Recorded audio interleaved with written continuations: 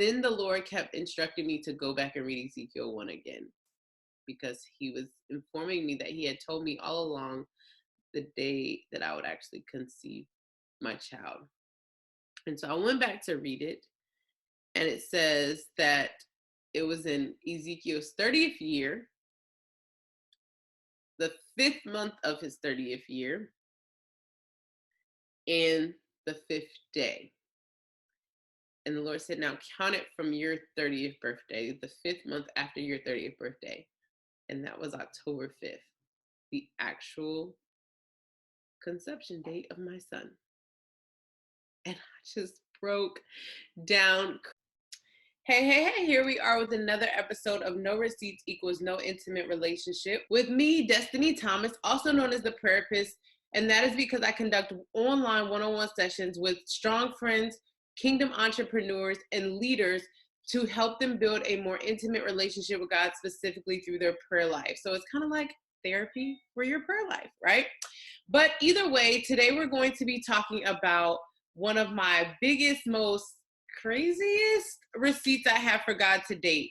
So if you have heard my story once, twice, maybe 5 times, you know that with my first son, KJ, I battled infertility due to 3 conditions, one known as polycystic ovarian syndrome, say that 3 times fast, also known as PCOS, endometriosis, and the third was called hostile mucus, basically meaning my mucus was fighting off my husband's sperm, TMI, right? But I struggled infertility for 3.5 years, and then I finally decided to surrender it over to God and truly trust God. Not just say I trusted God, but did my own thing in the background, but fully and completely trusted God. And then legit a couple of months after that, it was KJ, right? So during that journey, the Lord showed me how to truly trust him, how to put my mouth where my words were coming from, or my actions really where my words were coming from. But he also gave me a template that I share with my clients and my friends and family that really allowed me to hear God in a new way. It allowed me to hear God every single time I talk to him in a form called journal praying. So with that, it really allowed me to kind of know what God's direction was for my life, know what God wanted me to be doing versus what I wanted to be doing. And more importantly, it allowed me the opportunity to surrender and really relinquish control to him. So my biggest receipt to date that I have for God is the birth or the conception of my son, Destin, who I'm pregnant with now. And it's not because it was something that God didn't do before. Obviously, he did it with KJ, but because the way that I was able to hear from God and the way that God gave me very clear instructions on certain things that didn't make sense at the time, but how it all came together to conceive Destin was quite amazing. So today I'm going to actually be sharing directly from some of my journals. And I'm going to try my best not to get emotional, but I really wanted to share this particular story because I found a lot of times God can tell us to do something or be instructing us to do something that seems very unconventional, very just strange, very just not what people think God may tell you to be doing. And that will hinder us of being obedient to God and can kind of stop us from receiving what God has promised us. And with sharing this story, you're going to see that God told me some things before it happened that really sounded crazy in the moment, and even having to repeat it and share it with people in the timing that God told me to share. It was very scary to do. But here we go, right? I'm not going to go all the way back. I'm going to kind of speed it up a little bit and slow it down so you can get all the points, you know. But I'm going to read the most important parts. Fast forward a little bit. Towards the end of 2017, I began to confess that God was going to give me another child. Now, at that particular time, me nor my husband were ready for another child. But I wanted to begin confessing it so that I could start believing it myself, to be honest. Because if you or anyone you know has ever battled infertility, you know it does something to you mentally, really. Even though I now have a baby and I can see that God worked it out and worked it out in my favor, when you're thinking about having a second child, you're just like, am I gonna have to wait all 3.5 years again? Even though I kind of learned from before. Was this just a one time thing? Not only that, but you also have friends and family members sometimes saying like, why do you want a second child? Why is one not good enough for you? And the fact that people who haven't ever struggled with infertility, people don't say that to them. What my body is choosing to do shouldn't determine why I should stop having kids or not. If I and my husband decided before we got married, before we even tried to have children, that we wanted to at least have two, why should we change it because the first time was hard, right? So so I begin to start confessing it, just to kind of make myself believe that God could do it again, right? And more importantly, because I wanted to start the process of removing the doubt that may come in the back of my mind, in my physical body, and how it may react when it was really time for us to begin to try. Towards the end of 2018 is when the Lord began to reveal to me that now he was in agreement with what I was asking for. And now it was time to move forward. And it was around August or September of 2018, the Lord actually specifically instructed me to take my birth control out. I was trying to find that journal entry for you guys, but I wasn't able to. I have journals legit everywhere right now. Trying to find it for you. It was around, I believe it was in September, but I know for sure I got it removed on October 23rd because I texted one of my friends. So I could go back and find that. It was pretty scary to do, and it took honestly nothing but faith and trust in God, because right before that, probably in July or June, maybe a little bit prior to that, I started having a lot of pain around my womanly time, and my doctor actually informed me that the endometriosis that I had gotten surgically removed it grew back. And this time it actually grew back a lot worse than it was even the first time. It grew back so bad that endometriosis is kind of like I call it like a tacky glue or sticky glue. And this time it grew back so bad that it had one of my ovaries and my uterus attached. So yeah, when my cycle would come, the pain was like honestly unbearable. And so she said that she wanted me to have the surgery again, but the surgery was very painful for me. Some people have it and they say it's not, but they go inside of your belly button, legit cutting it open, and they laser out the endometriosis, and specifically depending on where it's placed is how much it'll hurt. And obviously when you talk, when you breathe, when you laugh, it's all coming from that particular area in your abdomen. And when your belly button's cut open and all of that, it just hurt a lot. And I just wasn't for it. So I was like, no, I'm actually good. I'm gonna bypass it. And then of course I started getting in my head. It was like, well, maybe I need to have it, because she said, well, to be honest, Destiny, if you don't have the surgery, then the likelihood that you'll be able to have a second child is very slim, just because of where it's placed and everything like that. So I took it before the Lord, and I got specific instructions to not have the surgery. So I was like, oh, talk about doubt, trying to get rid of doubt. It just made it a lot, bigger. But I trusted God. And so in October, when or September, whenever it was, he instructed me to remove the birth control. Of course, I had to schedule an appointment and wait so they could see me. But October 23rd is when I actually went in and had it removed. So it was nothing but faith, because with having the Mirena is what they had that kind of stopped the endometriosis from getting worse. She told me without the Mirena in, it would actually just continue to grow and get worse. And it was already a lot of pain, which is why I agreed to at least do that part. And when I had it removed, she was right. For the first three, maybe 4 cycles after that, I legit thought I was dying. Like, it was so painful. But I just remember the Lord saying, Destiny, trust me more than you trust what you see. And know that I am doing a complete and total healing in your body. And you will see some things come out that looks scary, that looks like it's getting worse, but trust that I'm doing a full detox in your body. And it was so amazing because at that particular time, the Lord had instructed me to also do a 40-day fast for the month of November. So going into November, he was telling me he was doing a cleaning from the inside out. And now I know he really was, right?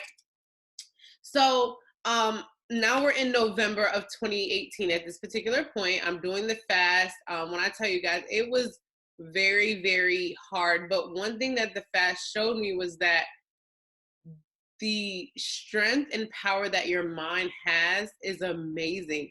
When you fully make it up in your mind that I'm gonna do this, and it wasn't even a no food all day. I did 6 a.m. to 6 p.m.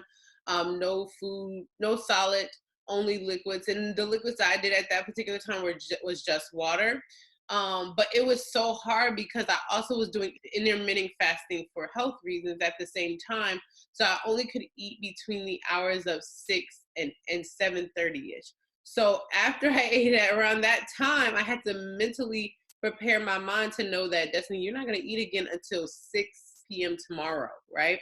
But I was able to do it, and the Lord had me write specific notes every day of what I was learning, what he was doing. He was doing a full internal healing on my heart in that season. Me and my mom worked through some things that we had went through at that time. Me and my husband, me and one of my closest friends dealt with some things back then. And the Lord just was very intentional during that time of when he had me call people, what he had me saying to them, and really on my vulnerability level and honesty level with myself at that particular time. So it was powerful. I encourage you, if you haven't done a fast, of course, go to the Lord and ask for specific details. He had me in specific books during that time and reading specific stories in the Bible that really just encouraged me during that time. I did the fast. It was amazing. And of course, obviously, with most people, when you take your birth control out, you think you're going to get pregnant tomorrow, right? Which, let's be honest, I was not ready. And that was probably one of the biggest things I kept going back and forth with. God was doing a lot in my business at that time. He had me doing a lot of traveling at that time. So I was like, God, I know I'm saying I want this, but I'm kind of scared to really get it, right? So we get into 2019, and I have this piece that God is telling me that something is going to happen in 2019 when he didn't tell me. And but I'm just kind of going along with everything else he has me doing with my business, with going, I was a full-time student at the time as well. I have a child, my husband, so I was going along with those things, and the months kind of started moving kind of fast, and I was like, okay, now I'm actively trying, and I don't want fear and doubt to come in and set in and make me think that this is not going to happen. And I actually had come across a video of someone who is a famous person, and she was sharing her story of how she was diagnosed with endometriosis and how it actually had gotten pretty bad, and that her doctor told her the same exact thing my doctor said, that she would not have her second child if she did not have it surgically removed, and that she went ahead and had the surgery, and a couple of months after that she was pregnant with her daughter. And I was like, God, is that your way of telling me? And he was like, nope, I've already said what I said. I want you to just trust and believe that I'm going to get you pregnant this time, and you're not going to need any medicine, you're not going to need anything. I'm going to do it regardless of what your doctor told you, regardless of what you believe your body's doing. Just trust me. And at this particular time, he began to tell me, you're getting pregnant, or you are pregnant. And I was like, I'm not. I would take tests. He actually sent people at this time to tell me that I was soon going to get pregnant. And I'm like, God, why do you keep sending? Like, I'm trying to not focus on it. I just want to live my life and be relaxed, because when I did conceive KJ, I made up my mind that I wasn't going to stress about it anymore, that I was going to stay relaxed and just live my life, enjoy my husband, and that when it happened, it would happen. But obviously, if somebody's saying you're going to get pregnant soon, you're like, am I? Like, so I was like, am I just hearing him wrong? What is going on? And he would keep saying, no, I'm just preparing you for when it actually happens. I'm trying to encourage you and build up your excitement to be excited for what I'm going to do. Right? So then we get to May. I believe specifically it was like around May 18th, if I am right. I text my grandfather on this particular day, so it should be able to tell me. Yes, it was May 18th. So I have fully gotten the idea of getting pregnant out of my head. Of course, my husband and I were still actively trying, but at this point, I had so much on my plate to do. At the time, the Lord had me planning a conference for my coaching class in Arizona. I've never been to Arizona, so I was planning a out of the state retreat. He had me doing speaking engagements and traveling. So at this point, I was like, when it happens, it happens. Great, let's move on. So I was in prayer in May, minding my business, actually asking God for direction and instructions for what He wanted me to be doing that particular day in my business. And God took over the conversation as He loves to do, and He said, "The baby's coming soon, but it's going to be in replacement of someone else."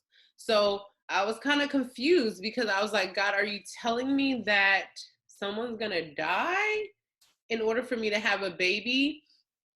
And He said yes. And guys, if I could be completely honest, I've heard God's voice plenty of times. I actually do that for a living. I am a prayerpist, and in Prayerpy, what we do is we work on people's prayer life, but more importantly, we um, follow the template that God gave me to be able to hear God's voice in a very clear, intentional, instructional way, right? So me hearing from God is nothing. To be honest, I hear from Him all the time. I hear from Him for other people. It's just the specific gift that He has given me with the prophetic calling. However, there was only one time prior to this where I heard specifically from God that someone was going to pass. And that particular time freaked me out, if I could be honest. A friend of mine had reached out and said, Destiny, could you please pray for a friend of mine's father? He's in hospice. She's pregnant, and they're saying that he doesn't really have a lot of time. So I wanted to come to you and ask, could you pray for him?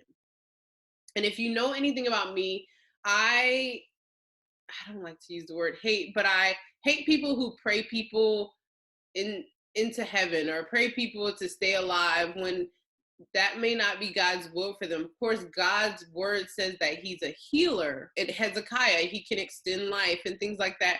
But there are particular situations and circumstances where it is in God's will for this person to go.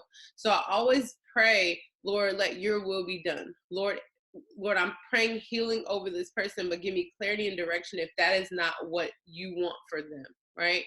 And so for that particular friend of mine, I went in prayer.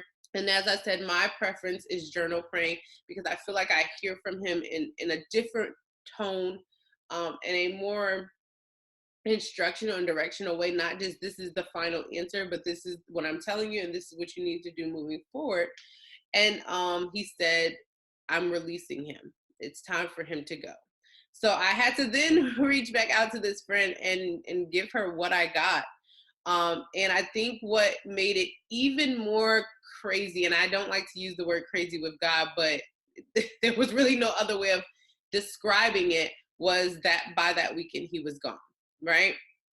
But the way that it happened was nothing but God. He loved being outside and just doing philanthropy work, and he passed legit after this big philanthropy event that they were having. He was able to get out of hospice to go.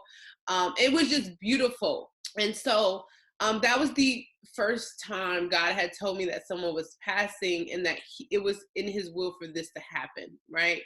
And so when I was in prayer and God was instructing me that in order for my child to be conceived, that I would be losing someone, it was a lot to take on, you know? And I wanted to make sure I was hearing God right, because I then asked God, who was it? And He informed me that it was my grandfather. Now, like I said, I'm going to try to keep this pretty short. I want these videos to stay engaging and short so you can really learn and get the things that the Lord has instructed me to share. But a little bit of background or backstory for my grandfather is at that particular time, my grandfather had only been in my life maybe 5 years. And if you've read my book, A War I Couldn't Win Alone, which is the book I actually wrote about my infertility story and the importance of trusting God despite what the world says, despite what the doctors or your friends or family say, then you know that my grandfather is the father to my biological father that I found out about at 23 years old. He was just so what I needed at that particular time. Like I said, the Lord had informed me at a very young age of the prophetic gifting that He gave me, but it was very hard to understand it because it comes off to a lot of people as very judgmental. Because if you know anything about having a prophetic gifting or having discernment from God, God will tell you, will read people for you better than you could ever read people. And there would be certain times in school or, just growing up where God would give me very clear instructions of to stay away from certain people or to not entertain certain people. Um, and some people couldn't understand why I would be like, nah, I'm good. Like, I'm going to stay away. And so meeting my grandfather and building a relationship with him, it all finally made sense. Of course, God has given me clarity up to this point enough to get me where I needed to get. But my grandfather had the gift that God gave me, but at such a higher level. And he would just understand me. And I will always say he was what my relationship to God was in the human form, because God loves me no matter what. God knows me more than he knows how I may react, right? Sorry. And so for God to inform me that it was him, it was very hard to take in. And it really made me second guess if I really wanted or needed a baby right then.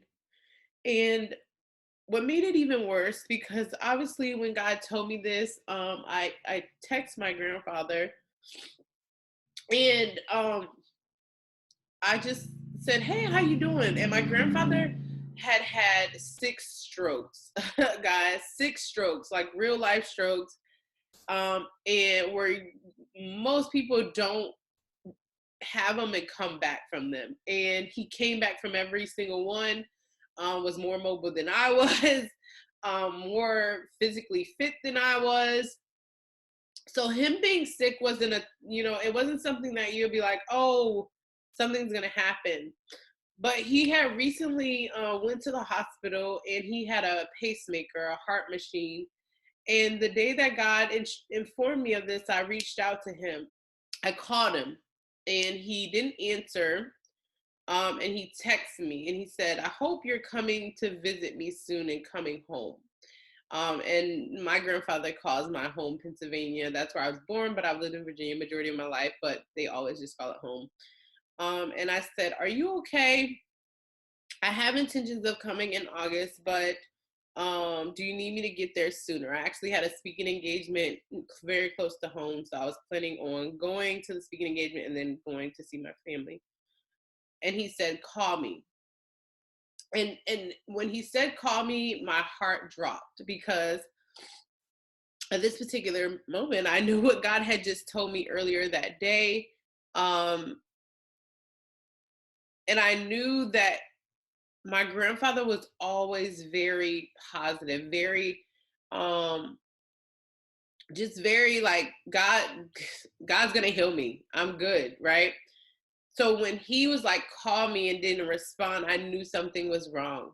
And I called him on the phone. I was bathing Katie, so I had to finish that. And I called him, and I could just hear in his voice that something was wrong. And he was like, "I'm ready to go home. I'm ready to go home. Of course, I want to stay here for your grandma. My grandmother and my grandfather were married ever since my grandmother was 16, and they have been together their entire life, basically. But he was like, I'm tired. I want this to be over, and I believe God is soon gonna send me. But he has a specific date. He told me I have to wait until. And he said, Destiny, the time has come for you to take your rightful place and for the mantle to be transferred. And I began to break down crying because his words were so powerful. And I knew that him feeling this way meant it was real. And it was so many feelings to feel at that moment, because at that particular moment I was frustrated with God, because I was like, you made this promise to me, and it's, excuse me, and it hasn't happened. You told me you would give me a baby, and I keep telling people you're going to do it, but you haven't.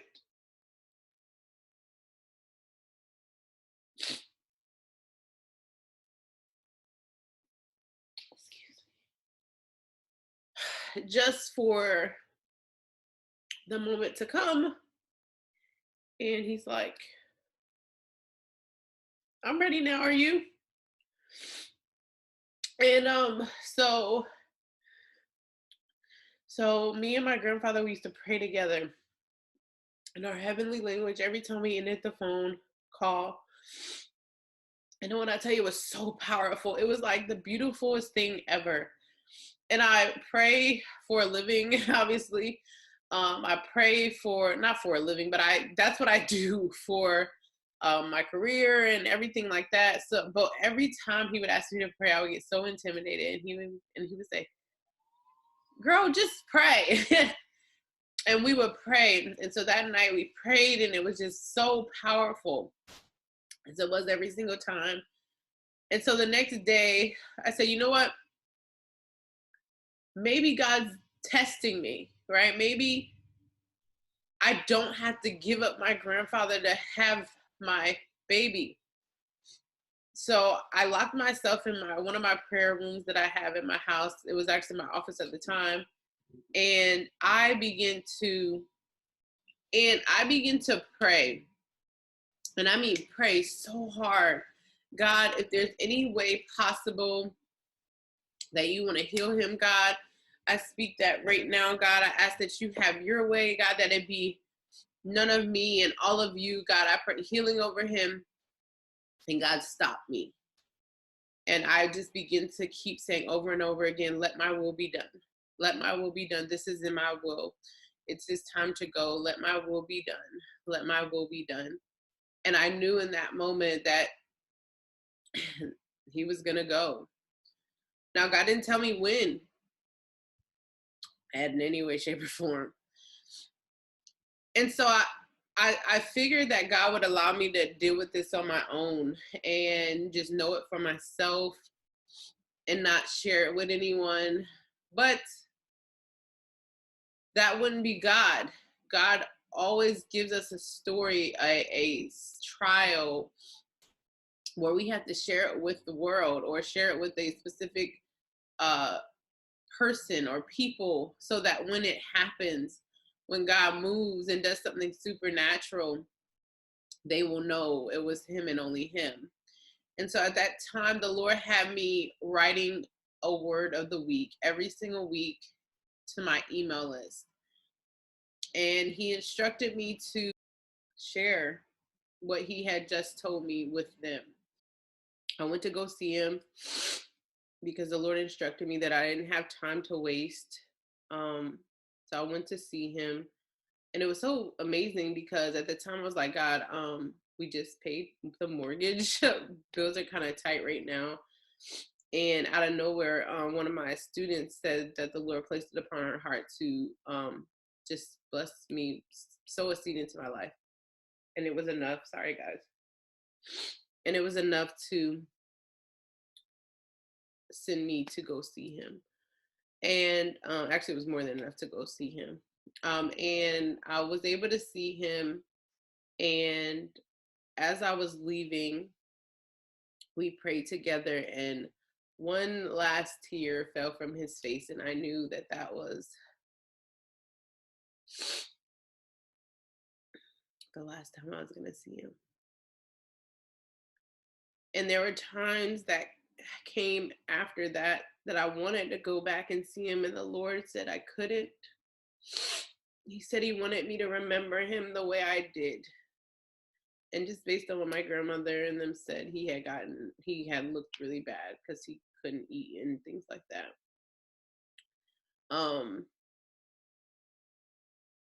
But then to make things even more godly, as I said earlier, I didn't know a particular date of when he would be passing. I just knew God told me it would happen soon. But as we all know, with God, soon can mean 6 months from now, a year, or maybe even 2. I realized that usually it's not over 6 to 8 months, just based on my own little trial and error with God. But either way, you just don't know when. June 29th of 2019 was actually my 30th birthday. And at that particular time, the Lord kept instructing me to read the book of Ezekiel. And he wouldn't tell me why, but he just told me to read Ezekiel. And if you don't know, the book of Ezekiel starts with Ezekiel being 30. And so as my 30th birthday came in, legit down to the hour I was born, my grandfather passed away.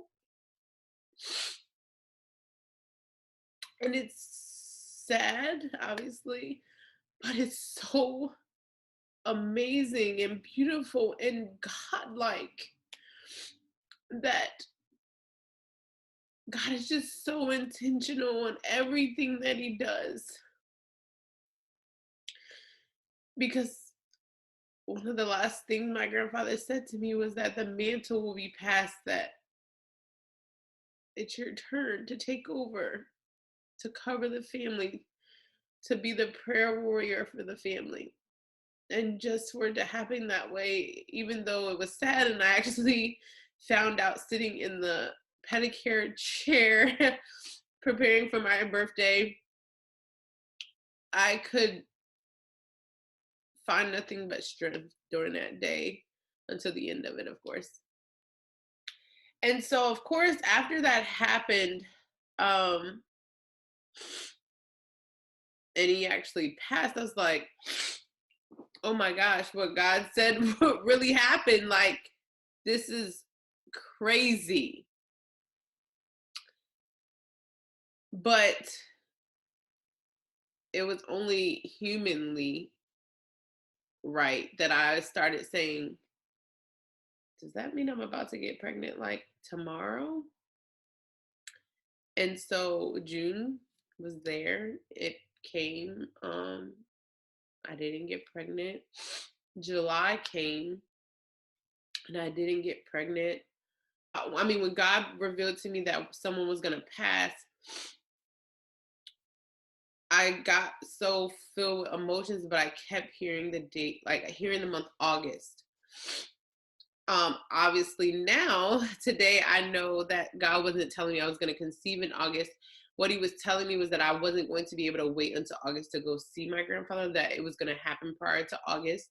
And that also God would give me further confirmation of when it was going to be in August. I know that now, but at the time I did not know that. So I was assuming, because I kept hearing August, even through the emotions, that was God informing me of when I would conceive my child now.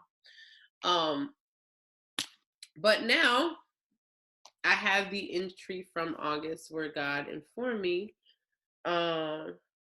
He said, Destiny, The time is near when your womb will be opened. I know you feel like I've been saying this forever, but now is truly the time. And this was in August. And he told me to write 8, 9, 10, and then to circle 10. And he said, enjoy yourself, relax, get out of your head and enjoy yourself. The baby is so precious, so, so precious. You don't need anything but me to conceive, my love. I did before I can do it again. I did it before I can do it again. Destiny, you are my special girl. I don't want you to ever forget that. Now is the time for what I've been promising. Get ready. And then he gave me some other instructions that he wanted me to do. And he also told me to go back and read Ezekiel. Right? So at the time, I did not know God was telling me that I would be conceiving in October. I just thought he wanted me to write 8, 9, 10 and circle it. I didn't put 2 and 2 together. I just kept going on with life. I would struggle with reading Ezekiel. Like I would start and then I would stop. And then every time I would go back to read it again, he would have me read Ezekiel 1. And I did not understand. I'm like, okay, you just want me to start reading it again. But okay.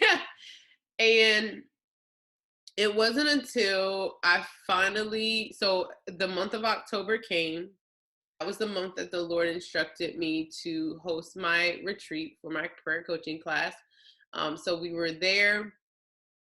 We actually did a baptism there where God said he was doing a healing in the wombs of the women that were there, that were immersed in the water at that time. And one of the girls, towards the end, she comes up to me and she hugs me. And she says, Destiny, are you pregnant? And I said, not that I know of. I mean, my cycle's not late. And she said, well, let me know when it is because you're pregnant. And I was like, okay. And I ended up coming home because that retreat went up to, I believe, like the 27th of October. I came home and October 31st was here, and we have a Hall festival at the church on the day of Halloween because we don't celebrate Halloween, obviously. And I had to get cupcakes for the festival.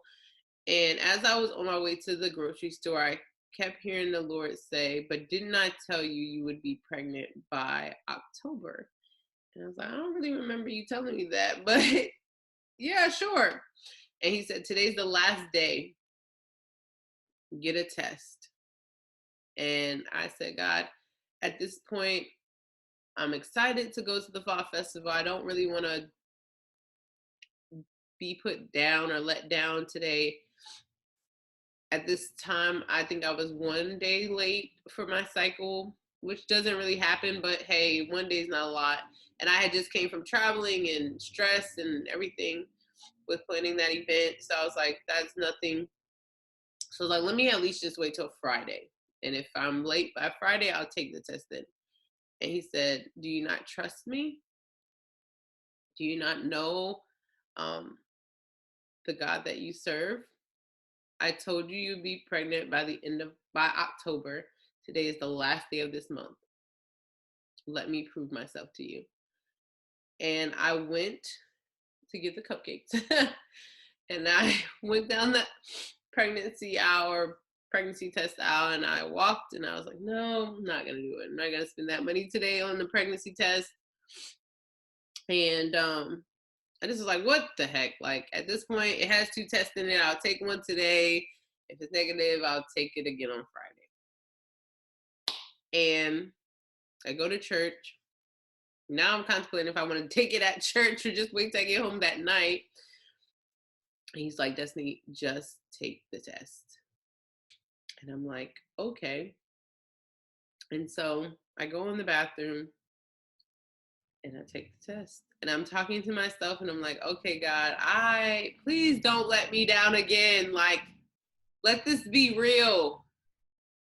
Because the other thing is, what I begged God for was with my first son, KJ, I didn't get the opportunity just to do those cute, like, surprise my husband things because of what I had going on, I was considered high risk. So I went to the doctor and I thought I was sick, and she found out I was pregnant there. So I had to be rushed to my infertility specialist to make sure it wasn't ectopic and things like that. And my husband had to meet me there. So it was kind of, hey, we're pregnant kind of thing, you know? So I was like, God, for my second child, please just give me the opportunity to do something cute and surprise my husband, even though he doesn't even like those things. But it was really for me, if I could be honest. And he gave me that opportunity. So it's just like I said, God is so intentional and just so caring and loving about our requests. Like we can ask him for the smallest, silliest things, and he still thinks about those when he comes through for us. So it was positive. And that is the day we found out on Halloween that we conceived Destin, right? Well, that's what we know his name is now, Destin Jeremiah. Um, and then the Lord kept instructing me to go back and read Ezekiel 1 again, because he was informing me that he had told me all along the day that I would actually conceive my child. And so I went back to read it, and it says that it was in Ezekiel's 30th year, the 5th month of his 30th year, and the 5th day. And the Lord said, now count it from your 30th birthday, the 5th month after your 30th birthday. And that was October 5th, the actual conception date of my son. And I just broke down crying, because I was just like, God, you're so good. Like, God, you're so good.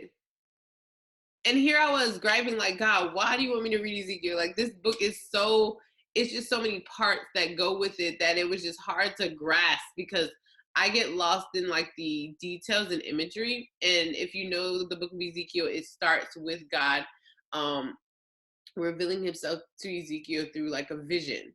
And so I was like so focused on the vision, like writing down, okay, there was 3 uh monster like characters with wings and wheels. Like I was so focused on that I would get so lost in it. And it just so many moving parts with Ezekiel. It's an amazing book actually, because I looked at the CEV version where it kind of gives you it in a storybook version, but when you're trying to read it with the New King James version, it just was getting your sister lost, okay? And I do think a little bit of that was the enemy trying to distract me, so I would not have such tangible things of God. And it could be God, because I think sometimes if we knew exactly what he was doing, we would put so much more pressure on ourselves to get it right, versus just trusting that God is God and God's gonna do it.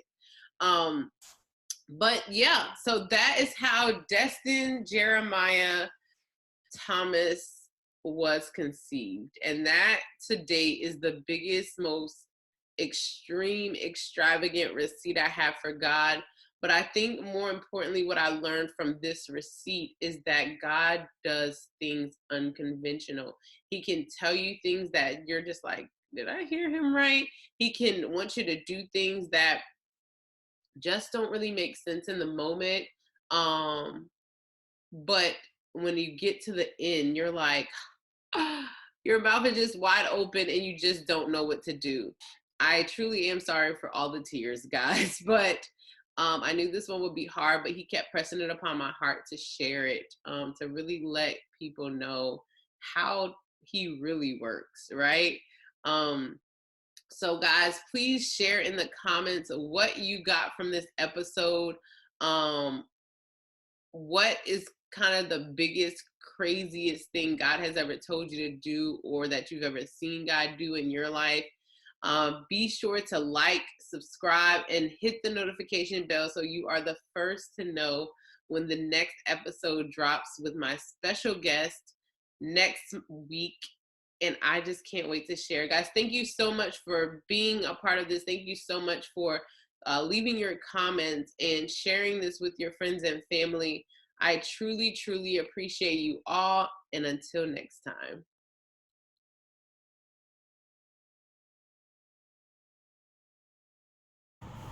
Hi, I want to encourage anybody that is wanting to see their prayer life enriched and wanting to hear from God in different ways and to feel confident that it is actually God that you're hearing from. I encourage you to take the Purposeful Prayer course with Destiny.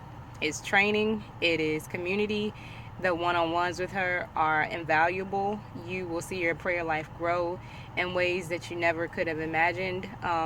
And there's always something good about doing things with the group. So for me, taking that course, I was able to learn things from people just through their own testimonies, and it helped me have confidence, and it pushed me to want to go further with God and to hear from Him in more ways. Before taking this course, I thought my prayer life was pretty rich, and I thought that I heard from God. But then throughout this course, I also started to hear from him in different ways that I may have ignored before. So doing this really gave me confidence to really want to press in further. So if you are on the fence about it, do it. Your life will be forever enriched. Also, if you want to try just taking one-on-ones with Destiny, they're also worth it too. But if you can, do the course, do the one-on-ones, and see your life and your prayer life with God grow by leaps and bounds.